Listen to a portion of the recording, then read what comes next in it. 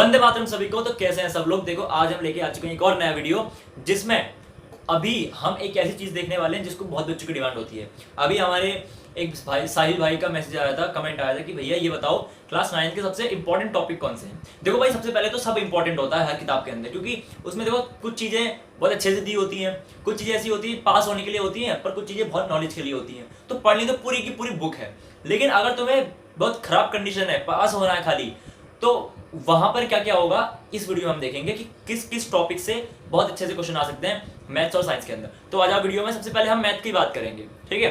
देखो मैथ में मैंने कुछ चैप्टर्स लिख रखे हैं। अब ये एक के बाद दो, दो के बाद तीन कहाँ चला गया, चार के बाद पांच कहाँ गया, 6 7 8 9 के बाद 10 कहाँ गया, 11 के बाद 12 कहाँ गया। देखो ध्यान से, ये वो चैप्टर से मोस्ट इंपॉर्टेंट चैप्टर है जिसमें क्वेश्चन आना ही आना है, बिल्कुल आना है। लेकिन अब जो मैंने चैप्टर छोड़ रखे हैं वो किस काम के हैं, यानी कि chapter number 5, chapter number 3 and chapter number 10 और चैप्टर नंबर 12। अब ये कुछ ऐसे चैप्टर्स हैं जिनमें तुम्हें बहुत कुछ मेहनत नहीं करनी, बहुत आसानी से नंबर आ जाने वाले, तो उसे इतना इंपॉर्टेंट नहीं मानेंगे। इन्हीं की बात अगर पहले कर लें तो ये तो है भाई यूक्लिड वाला। ये कौन सा है? यूक्लिड वाला। अब यूक्लिड वाले चैप्टर में क्या है? कुछ नहीं है, सिर्फ कुछ क्वेश्चंस पूछे गए कि भाई ऐसा होता है या वैसा होता है, अगर वैसी लाइन है तो वैसा होगा, बस वही है।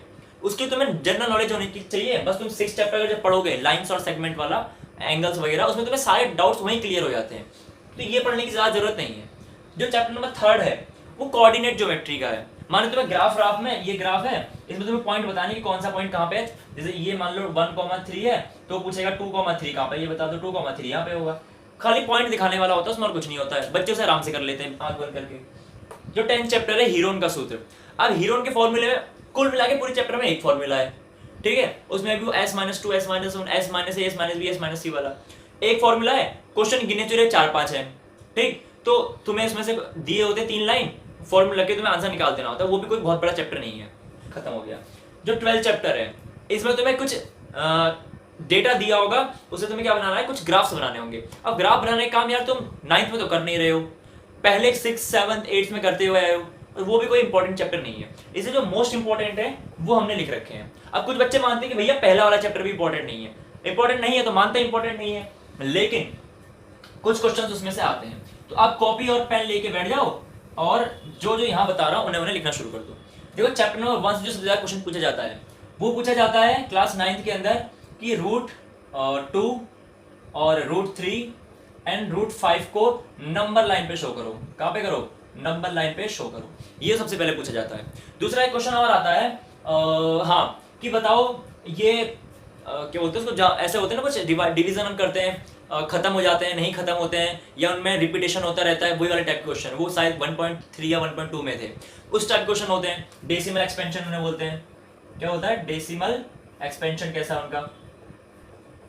डेसिमल एक्सपेंशन पूछता है चैप्टर नंबर 1 से, और ये 3 टाइप क्वेश्चन, ठीक है। और कुछ है उस चैप्टर में। हाँ, एक क्वेश्चन कभी कभी आता है, ये बताओ कि 0 रेशनल है कि इरेशनल है, बस इस टाइप के कुछ 1-2 क्वेश्चन है। हाँ, एक क्वेश्चन टाइप का और पूछा जाता है कि 2/3 एंड 4/5 के बीच में कुछ इरेशनल नंबर्स बताओ। कैसे नंबर बताओ?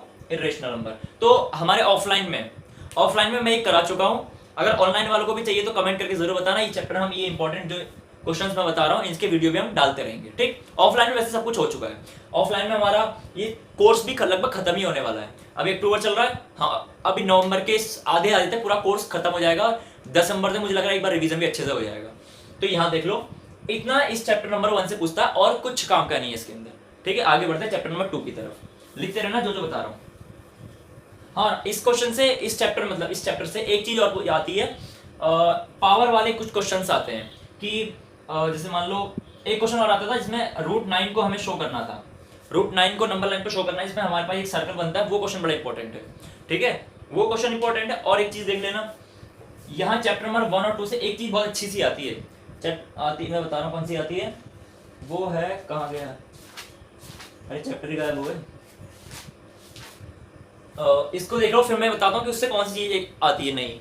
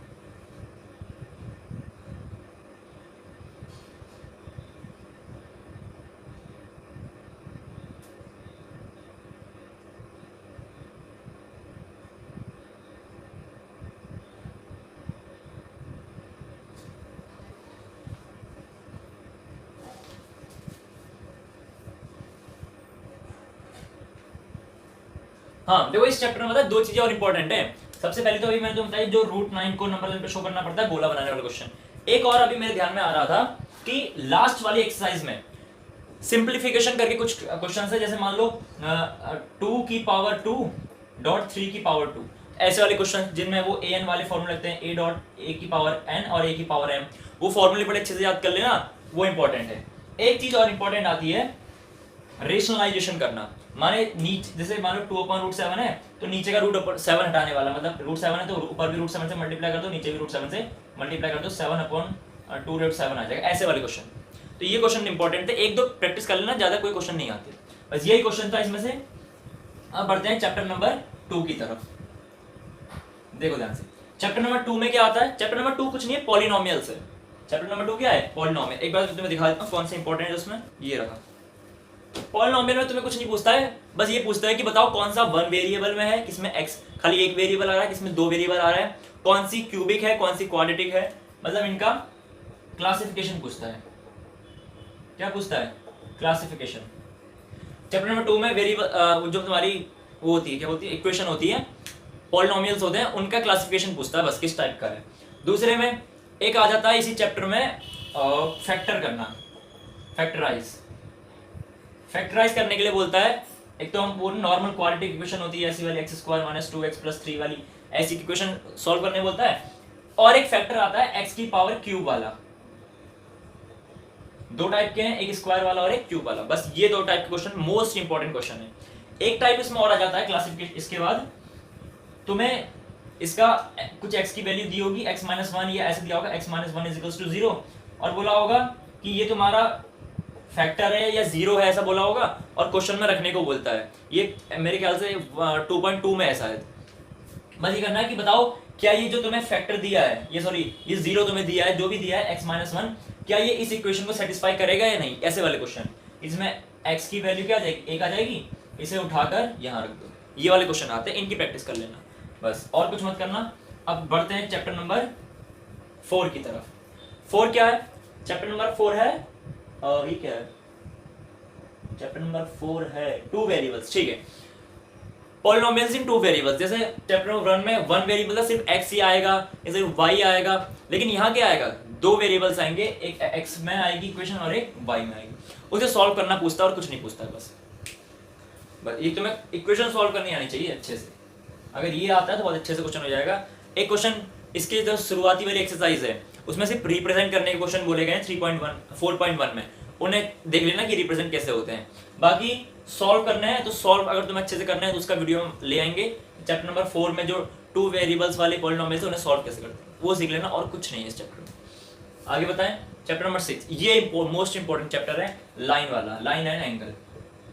इसमें तुम्हें क्या पता होना चाहिए? बेसिक नॉलेज, जैसे एक्यूट एंगल क्या होता है, और एंगल्स के टाइप्स ऑफ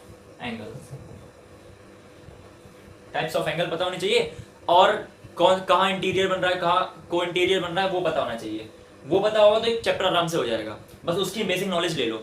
अगर तुम्हें वीडियोस चाहिए तो इसके वीडियोस भी जल्दी आने वाले हैं। इन सभी जो चैप्टर यहाँ बताया जा रहा हूँ, इन सब के आराम से एक वीडियो आराम से आएंगे। चैप्टर नंबर 1 का एक वीडियो, 2 का एक वीडियो, 3 का एक वीडियो, ऐसे आएंगे, ठीक है। 6 वाले में तुम्हें सिर्फ टाइप्स पता होनी चाहिए, समझ जाओगे कि चैप्टर कैसे होना है तो क्वेश्चन आराम से हो जाएंगे, बस 1-2 बार प्रैक्टिस कर लेना, ठीक है। ये तो आज टॉपिक की वीडियो है। मोस्ट इंपॉर्टेंट क्वेश्चन कौन से हैं, मोस्ट इंपॉर्टेंट क्वेश्चन, सिर्फ मैथ, इसका एक अलग वीडियो आएगा, अभी साइंस भी आएगा इसमें, ठीक है। तो यहाँ समझ लो टॉपिक कौन कौन से मोस्ट इंपॉर्टेंट है। लाइन और तुम्हें ये सब यहाँ पता चल जाएगा ना, तो चैप्टर नंबर 7 जो कि तुम्हारा ट्राइंगल्स है, ये आराम से हो जाएगा। क्योंकि भाई देखो चैप्टर नंबर 6 में तुम कॉन्ग्रेंट करना सीख जाओगे। क्या करना सीख जाओगे? कॉन्ग्रेंट करना सीख जाओगे। कॉन्ग्रेंट करना सीख गए ट्रायंगल्स को, तो चैप्टर नंबर 7 और 6 एक ही है। बस इस चैप्टर को अच्छे से पढ़ लो, इस चैप्टर के कॉन्सेप्ट इसे क्लियर कर लो, चैप्टर नंबर 7 आराम से हो जाएगा, कोई दिक्कत नहीं है। तो ये दोनों मिक्स हो गए, ठीक। मोस्ट इंपॉर्टेंट क्या है? कॉन्ग्रेंट सीखना, SAS rule, SAS rule, SSS rule, ASA rule और AAA रूल, बस ये 4 जो RHS रूल, ये 4 रूल अच्छे से समझ लेना कि क्या होते हैं। ये मोस्ट इंपॉर्टेंट है। इसी से चैप्टर नंबर 7 होगा, इसी से चैप्टर नंबर 6 होगा और इसी चैप्टर नंबर 8 होगा। इसलिए इन तीनों को मैंने मोस्ट इंपॉर्टेंट की कैटेगरी में डाला है, और तीनों बड़े आराम से जुड़े हुए हैं। हमें फोकस किस पे करना है? चैप्टर नंबर 6 पे करना है। चैप्टर नंबर 7 आराम से हो जाएगा, ट्रायंगल्स कुछ नहीं है, हमें इसमें भी टाइप्स ऑफ ट्रायंगल पढ़ने हैं, बस क्वेश्चंस अपने आप हो जाएंगे अगर कॉन्ग्रेंट कैसे होता है ये पता चल गया। Types of triangles, types of triangle. Mostly इसमें यूज होने वाला आइसोसेलेस ट्रायंगल और कोई ट्रायंगल यूज नहीं होना। एक थ्योरम याद रखना कि आइसोसेलेस ट्रायंगल में अगर ये साइड और ये साइड बराबर है तो इसके सामने बनने वाला ये वाला कोण और इसके सामने बनने वाला ये वाला एंगल, ये एंगल ए ये एंगल बी भी आपस में क्या होंगे, बराबर होंगे। ये वाली थ्योरम उसमें पढ़ लेना, बहुत जरूरी थ्योरम है। आगे देखो एक बार, अरे लाइट भी चली गई, चलो कोई बात नहीं। आगे देखो ठीक है, चैप्टर नंबर 6, 7, 8 क्लियर हो गया। एक बार दोबारा रिवीजन कर लेते हैं इसका। लाइन और उसके बारे में पढ़ लेना, कैसे बनती है लाइन, कौन कौन सी लाइंस होती हैं और उससे कौन कौन से एंगल्स बनते हैं। बाकी कॉन्ग्रेंट कैसे होते हैं, ये 1 2 3 4 5 रूल पढ़ लेना। 7th की ये थ्योरम अच्छे से याद रखना, पूरा आराम से चैप्टर हो जाएगा। चैप्टर 8th में कुछ थ्योरम्स हैं, ऑफलाइन क्लास में हमने उन्हें बताया था। चैप्टर 8.1 शुरू होने से पहले कम से कम 10-11 थ्योरम्स दिए हैं, उनको आराम से पढ़ लो। उसमें से भी मोस्ट इंपॉर्टेंट थ्योरम सिर्फ 3 है, मोस्ट इंपॉर्टेंट 3 है, बाकी को घुमा फिरा के वही बातें बताई गई हैं। ठीक है, तो वो अच्छे से पढ़ोगे अगर वो 3 थ्योरम्स, बाकी को छोड़कर जो इधर उधर कैसी बताई गई हैं। 3 तो मोस्ट इंपॉर्टेंट है, बाकी उनसे जुड़ी हुई है, फिर बोल रहा हूं। उन 3 थ्योरम्स को पढ़ लेना चैप्टर नंबर 8 में, आराम से चैप्टर हो जाएगा। आगे क्या है चैप्टर नंबर 9, ये थोड़ा सा अलग है। चैप्टर नंबर 9 क्या बोलता है, चैप्टर नंबर 9 बोलता है सर्कल। और इस सर्कल वाले चैप्टर में भी, सर्कल वाले चैप्टर में मोस्ट इंपॉर्टेंट एक्सरसाइज 9.2, इससे बहुत बेहद क्वेश्चन बनते हैं 9.2, हद से ज्यादा क्वेश्चंस 9.2 से। और ये खत्म हो गया। सर्कल के वाले पढ़ लेना कि भाई उसका रेडियस क्या होता है, उसका एरिया कैसे निकलता होगा, रेडियस क्या होती है, डायमीटर क्या होता है, वो सब पढ़ लोगे ना आराम से। बस छोटी छोटी चीजें तुम्हें पता होती हैं। बस एक्सरसाइज कौन सी अच्छे से करनी है, 9.2 भाई बेहद एक्सरसाइज इंपॉर्टेंट है, क्वेश्चन आता है जरूर। आगे चैप्टर नंबर 11 क्या कहता है, चैप्टर नंबर 11 कहता है हाँ सरफेस एरिया, ये तो सबसे खतरनाक है, सरफेस एरिया और वॉल्यूम। सरफेस एरिया वॉल्यूम, इसमें तुम्हें क्या करना है, जितने भी तुम्हारे पास शेप्स हैं पीछे इसके जो किताब के पीछे, मतलब जो चैप्टर है उसके पीछे, उस सारे फॉर्मूले दिए सारे याद कर डालो। ठीक है, और मैथ में क्वेश्चन करने की ट्रिक्स क्या है, एक ट्रिक है मैथ में क्वेश्चन करने की, पहले लिखो गिवन, फिर लिखो टू सॉल्व, जो हमें सॉल्व करना है, अगर प्रूफ है तो लिखो टू प्रूफ। अब क्वेश्चन को 3 बार पढ़ लो, क्या करना है अपने आप समझ में आ जाएगा। सबसे पहले क्या करना है, क्वेश्चन एक बार पढ़ा, वहां से गिवन लिखा, क्या सॉल्व करना है क्या प्रूफ करना है वो लिख दिया, उसके बाद क्वेश्चन को फिर से 3 बार पढ़ोगे, क्वेश्चन आराम से होने लगेंगे। यही काम करना है तुम्हें सरफेस एरिया और वॉल्यूम वाले में, सारे फॉर्मूले याद कर लो। इस वाले चैप्टर में सबसे मेन इंपॉर्टेंट क्या है, फॉर्मूला। अगर फॉर्मूला ही नहीं पता होगा ना तो कुछ नहीं होगा। देखो स्टेप मार्किंग तो होती है, अगर तुम्हें फॉर्मूला भी याद है ना, तुमने फॉर्मूला लिख के खाली सॉल्यूशन नहीं किया, खाली वैल्यूज भी वहां पे रख दी, अगर क्वेश्चन 3 नंबर का है तुम्हें 1.5 नंबर तो हर कोई दे देगा, हर कोई दे देगा भाई। अगर थोड़ी सी कैलकुलेशन कर ली है, थोड़ा दिमाग में चल गया है तो 2 नंबर तो आराम से मिल जाने, क्योंकि 1.5 फिर भी 2 ही बन जाता है। 2 नंबर आराम से मिल जाना अगर तुम्हें फॉर्मूले तक पहुंच गया तो, फॉर्मूला याद होगा। टीचर यही देखता है कि बच्चे को फॉर्मूला याद है नहीं, उसे कौन सा शेप पता चल रहा है नहीं, बस तुम्हें शेप पहचान लो, उसका फॉर्मूला लिख दो, आराम से नंबर मिलने वाले हैं। आगे देखते हैं, एक बार रिवीजन कर ले। यही था फर्स्ट में क्या है, √3 √2 √5 को नंबर लाइन पे शो करो, √9 को नंबर लाइन पे शो करो, और लास्ट वाले वो जो पावर वाले फॉर्मूले उन्हें याद कर लेना, और रिलेशनलाइजेशन कैसे करते हैं वो कर लेना, यानी कि नीचे का वो रूट्स हटाने वाला। ठीक है, वो था इसमें इंपॉर्टेंट। 2 में क्या इंपॉर्टेंट, 2 है हमारा पॉलिनोमियल, क्लासिफिकेशन देख लेना कौन सा किस टाइप का पॉलिनोमियल होता है। उसके बाद क्या था, हाँ फैक्टराइज करना सीख लेना, 2 पावर को और 3 पावर को हम डिवाइड देकर सॉल्व करते हैं, अच्छे से पता होगा। बाकी देखो चैप्टर नंबर 4 में क्या है, 2 और 4 एक जैसे हैं, वहां 2 वेरिएबल में आ जाएगी, इक्वेशन सॉल्व कैसे करते हैं वो किसी अच्छी वीडियो में समझा देंगे। चैप्टर नंबर 6 में क्या है, लाइन और लाइन से कैसे एंगल बनते हैं, कौन कौन से एंगल बनते हैं उन्हें समझ लेना। कॉन्ग्रेंट के 5 नियम याद कर लो, कैसे कैसे बनते हैं, एंगल पहचानना सीख लेना बस, कि इस तरफ से ऐसा एंगल बनेगा, उस तरफ से ऐसा एंगल बनेगा, उधर से वैसा बस ऐसे करते रहना, क्वेश्चन आराम से हो जाएंगे। ये तुम्हें अगर आ गया 7 में कोई दिक्कत नहीं आएगी, ये 7 हो गया। 8th की अगर तुमने वो थ्योरम पढ़ ली जो तुम्हें बताया था, 10-11 थ्योरम से शायद, और 3 उसमें से मोस्ट इंपॉर्टेंट है, उन 3 थ्योरम को पढ़ के तुम्हारा चैप्टर नंबर 8 आराम से हो जाएगा, बस ये इंपॉर्टेंट है, उन थ्योरम्स इंपॉर्टेंट है। कॉन्ग्रेंट करना तुम पीछे सीख जाओगे। 9 में क्या है, 9 तुम्हें क्या होता है, मैंने अभी 9 हाँ वो है क्वाड्रिलेटर, सॉरी क्वाड्रिलेटर कह रहा हूं, 9 सर्कल है, और 9.2 इसमें बेहद इंपॉर्टेंट है। ठीक, और 11 में क्या है, फॉर्मूले याद करो, शेप पहचान लो, क्वेश्चन में क्या दिया है क्या सॉल्व करना है, उसके बाद क्या लगा दो, फॉर्मूला लगा दो और वैल्यूज रख दो यहाँ पर, आराम से इसमें 3 नंबर क्वेश्चन है, 2 नंबर मिल जाएंगे। इतना कर लो, यही इंपॉर्टेंट, इसके अलावा कुछ इंपॉर्टेंट नहीं है। पेपर आएगा तो यहीं के इर्द गिर्द आएगा, नहीं तो पेपर ही नहीं आएगा। अगले बढ़ते हैं नेक्स्ट पार्ट की तरफ, एक बार इसे देख लो। तो देखो साइंस में क्या इंपॉर्टेंट है, अब इसे बड़ी जल्दी करना है क्योंकि मैथ समझनी बहुत जरूरी थी। अब तुम्हारी जो ये साइंस की बुक है, पहला चैप्टर क्या है, मैटर्स इन आवर सराउंडिंग, इसमें इंपॉर्टेंट क्या है जरा ध्यान समझ लेना। इंपॉर्टेंट इसमें कुछ नहीं भाई, मैं सही बता रहा हूँ। चैप्टर नंबर 1 में जो भी इंपॉर्टेंट होगा ना, सिर्फ एक ही चीज इंपॉर्टेंट है चैप्टर नंबर 1 में, सेल्सियस को केल्विन में चेंज करो, केल्विन को सेल्सियस में चेंज करो, और कुछ नहीं है। बाकी 2 चीजें तो एक होती है, उसको बोलते हैं वो, अरे क्या बोलते हैं उसे, मैं भूल जाता हूँ ना, या थोड़ी याददाश्त कमजोर है। ना, हाँ इवेपोरेशन, ये इवेपोरेशन है भाई, ये जरा थोड़ा इंपॉर्टेंट है, इस इवेपोरेशन को देख लेना एक बार, ठीक। और क्या इंपॉर्टेंट है, और कुछ इंपॉर्टेंट इसमें लग तो नहीं रहा है, नहीं है भाई कुछ इंपॉर्टेंट नहीं है। बाकी वो 3 स्टेट्स देख लेना मैटर की क्या होती हैं, और कुछ नहीं है इस चैप्टर में। और डिग्री सेल्सियस देखते रहो आराम से बस, ठीक है। उनकी कैरेक्टरिस्टिक्स याद करो और कुछ याद नहीं, इसमें कुछ नहीं है। और आगे देखें मैटर अराउंड अस प्योर में क्या इंपॉर्टेंट है, तो मैटर अराउंड अस प्योर में थोड़ी बहुत चीजें इंपॉर्टेंट है। चैप्टर नंबर 2 में क्या है, सॉल्यूशन क्या होता है, पहले इसकी डेफिनेशन याद कर लेना। और मिक्सचर कितने टाइप के होते हैं, मिक्सचर कितने टाइप के होते हैं। बाकी देखो टिंडल इफेक्ट तो घर से पढ़ के बिल्कुल जाना, टिंडल इफेक्ट ये तो भाई आंख बंद करके एग्जाम में पूछना है पक्का गारंटी। टिंडल इफेक्ट पढ़ के जाना। टिंडल इफेक्ट किससे होता है, कोलॉइडल सॉल्यूशन में होता है, ये ध्यान से लेना, कोलॉइडल सॉल्यूशन के बारे में पढ़ के जाना, कोलॉइडल सॉल्यूशन, ठीक है। और कुछ इस चैप्टर में मुझे लग नहीं रहा है कि इंपॉर्टेंट है। बाकी हाँ ये ध्यान रखना कि वो कैसे निकालते हैं, इसका कंसंट्रेशन कैसे निकालते हैं, कंसंट्रेशन कैसे निकालते हैं, मास बाय मास, और क्या है mass by mass, mass by volume, mass by mass, mass by volume and volume by volume, ये पढ़ के जाना बस, इतना ही इसमें पढ़ो और कुछ मत पढ़ो। अगर सस्पेंशन कुछ नहीं पूछते हैं वो लोग। और देखो फिर तुम्हारे वो इसको फिल्ट्रेशन कैसे करते हैं वो सब तो हट गया है। एटम और मॉलिक्यूल में 3 चीजें इंपॉर्टेंट है, चैप्टर नंबर 3 क्या इंपॉर्टेंट है, मॉडल्स याद कर लेना। एटॉमिक मॉडल, एटॉमिक मॉडल किसने किया दिया था, डाल्टन का हो गया, उसका रदरफोर्ड का हो गया, और नील्स बोर का हो गया, डीआरएन, ठीक है, ये याद कर लेना। और वो वेट कैसे निकालते हैं, कार्बन 16 कार्बन 12 होता है ना, 1/12 मल्टीप्लाई कार्बन 12 वाला, वो मास एटॉमिक मास कैसे निकालते हैं वो अच्छे से पढ़ लेना।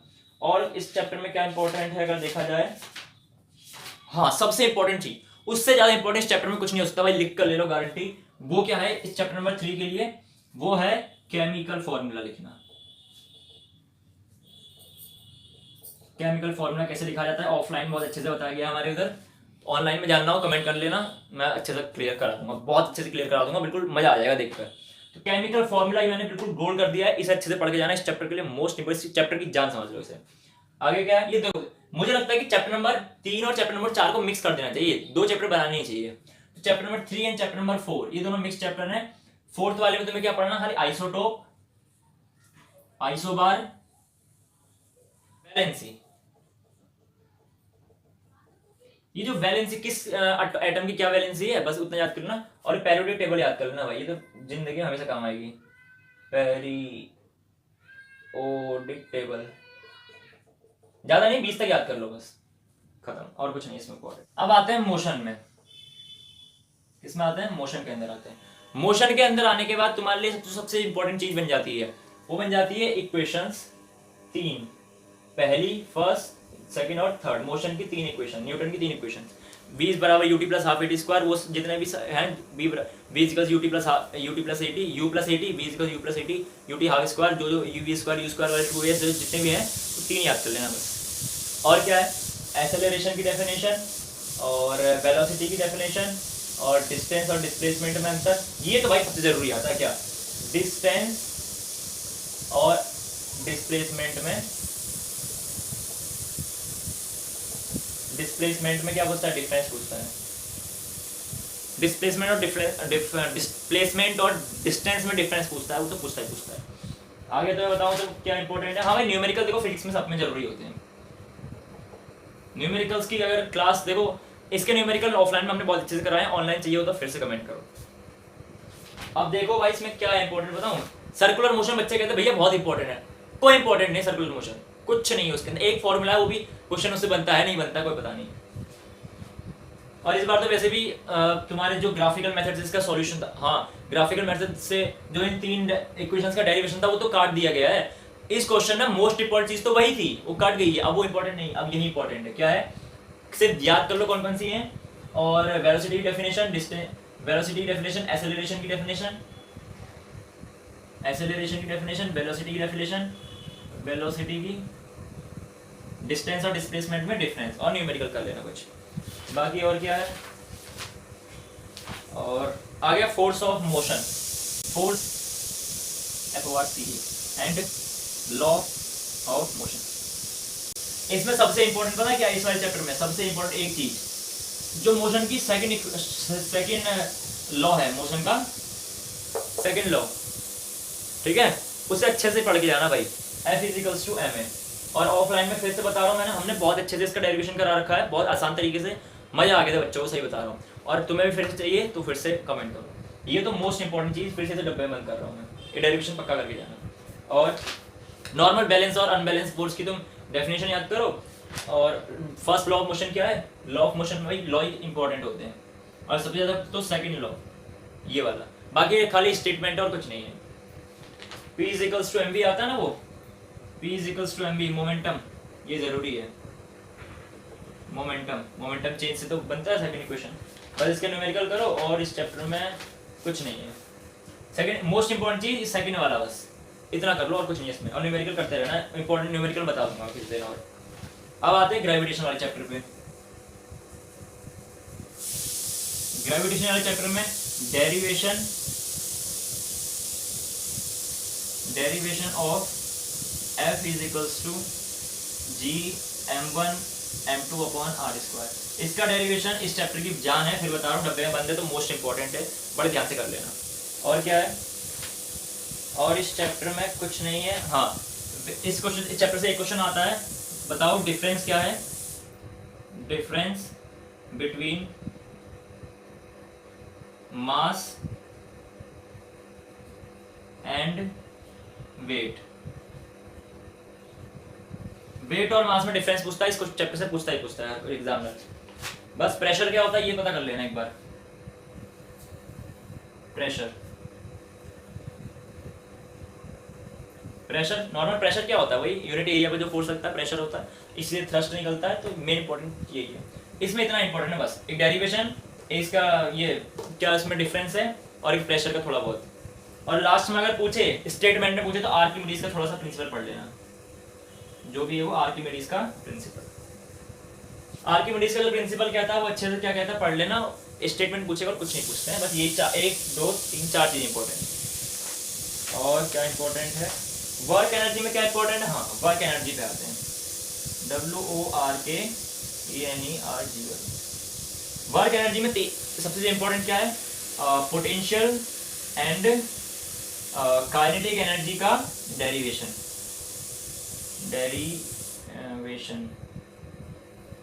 वर्क एनर्जी में क्या इंपॉर्टेंट है, पोटेंशियल एंड काइनेटिक एनर्जी का डेरिवेशन मोस्ट इंपॉर्टेंट है।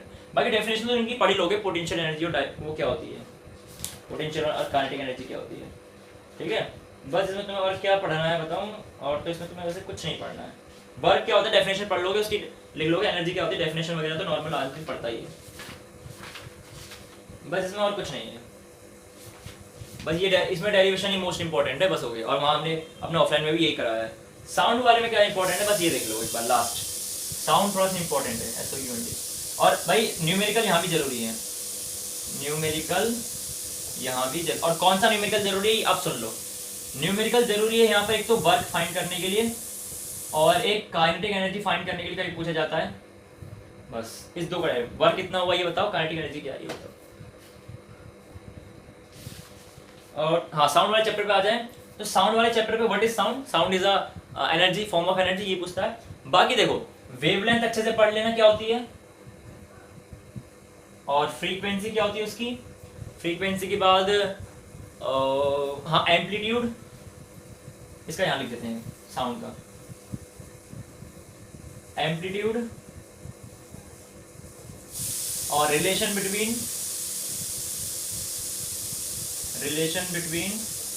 लैम्डा न्यू माने frequency, lambda nu and speed of sound, इसके बीच का रिलेशन क्या है, इससे अच्छे से पढ़ के जाना।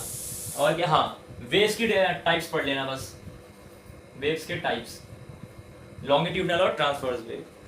दूसरी कौन सी है, और इसमें कुछ नहीं है, बस यही है। इको क्या होता है ये पढ़ सकते हो, इको वही इसका रिफ्लेक्शन, लाइट का रिफ्लेक्शन, सॉरी जब हमारी आवाज टकरा के आती है ना, अगर अपना नाम बोलूं तो टकरा कर मेरे पास आएगा, वही इको है, इको पढ़ लेना। और कौन से मीडियम में साउंड की स्पीड कौन से मीडियम में साउंड किस तरह से चलता है, किस में ज़्यादा चलेगा, इसमें कम चलेगा, बस ये पूछता है और कुछ नहीं। तो ये 4 चीज़ इंपॉर्टेंट है, इनकी डेफिनेशन पढ़ लेना। वेवलेंथ क्या होती है, फ्रीक्वेंसी क्या होती है, एम्पलीट्यूड क्या होता है, बस ये समझ लेना और कुछ नहीं है। बाकी ये पढ़ लेना एक बार। अरे क्या लिख दिया, हाँ रिलेशन, मुझे खुद ही पता चल पा रहा मैं क्या लिख रहा हूँ। Relation between lambda nu and v, ये तो बहुत इंपॉर्टेंट है भाई, इसको मैं फिर डब्बे बंद कर रहा हूँ। और वेव्स के टाइप्स पढ़ लेना एक बार, ये ज़्यादा इंपॉर्टेंट, ठीक है। इको पढ़ लेना, और कौन से मीडियम में साउंड किस तरह चलती है। ये इको क्या है, रिफ्लेक्शन है, साउंड का रिफ्लेक्शन, साउंड का रिफ्लेक्शन, ठीक है, ये पढ़ लेना, लाइट का रिफ्लेक्शन होता है। हाँ एक चीज और आती है भाई इसमें इंपॉर्टेंट, पिच। लड़कों की आवाज की पिच बहुत ज्यादा कम होती है, लड़कियों की बहुत ज्यादा हाई होती है, वो कैसे होती है उसे एक बार पढ़ लेना। बस यार बायोलॉजी का क्यों नहीं बनाया, तो देखो बायोलॉजी एक अलग विषय है थोड़ा सा, उसमें इंपॉर्टेंट चीजें जब बतानी जाती है तो उसके लिए बहुत लंबा टाइम लग जाता है। देखो मैथ्स और उसमें इतना टाइम लग गया, तो ये था इसका इंपॉर्टेंट क्राइटेरिया। वैसे इंपॉर्टेंट तो बुक के अंदर सब है, लेकिन अगर इतना ही पढ़ लोगे बहुत हो जाएगा। न्यूमेरिकल फिजिक्स के बहुत अच्छे से करना, फिजिक्स के न्यूमेरिकल करो या मैथ के न्यूमेरिकल करो, काम एक ही है। क्वेश्चन एक बार पढ़ो, क्या गिवन है, क्या पता करना है, ये लिख लो। उसके बाद क्वेश्चन को फिर से 3 बार पढ़ो, 3 बार पढ़ने का कुछ ना कुछ आइडिया लगेगा कि क्वेश्चन में करना क्या है। अगर तुमने फॉर्मूला रख के खाली वैल्यूज भी रख दी ना, फिर भी 3 में से 2 नंबर मिल जाएगा, फिर दोबारा कह रहा हूँ। तो इतना अगर तुम्हें समझ में आ गया तो बस स्क्रीनशॉट ले लो बस। अब मैंने कहा था कॉपी पेन लेके बैठना, जो बैठा होगा उसे मिला भी होगा, अच्छे से समझ में आया होगा। तो मिलते हैं एक और नई वीडियो के साथ। अगर इसमें कुछ भी डाउट है, कुछ किसी का भी वीडियो सॉल्यूशन चाहिए तो कमेंट करके बताना। फिर से मिलते हैं एक नई वीडियो के साथ, तब तक के लिए वंदे मातरम।